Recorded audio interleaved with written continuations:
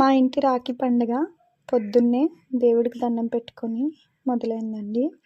మా అమ్మ చిన్నప్పుడు మాకు రాఖీ పండుగ జరిగేటప్పుడు ఇలా దేవుడికి దండం పెట్టి రాఖీలను అక్కడ పెట్టి కట్టేది. సో అదే అలవాటుని నేను కంటిన్యూ చేస్తున్నాను.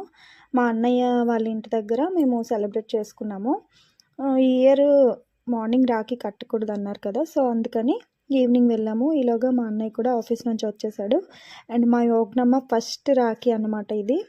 ఇక్కడ వీళ్ళిద్దరు అక్క తమ్ముళ్ళు, వీళ్ళ రాఖీ ఫన్ చూడండి ఎంత బాగుందో. తమ్ముడు మొక్కాలరా, వంచి వంచి తల పట్టుకొని వంచే కిందకి, అది వంచి. ఇంకా అన్న చాక్లెట్ తినిపిస్తాడంట నీకు.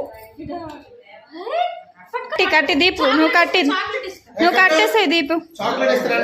సో ఇలా అక్క, అన్నయ్య, వదిన, అక్క వాళ్ళ పిల్లలు అందరం కలిసి బాగా సెలబ్రేట్ చేసుకున్నాం.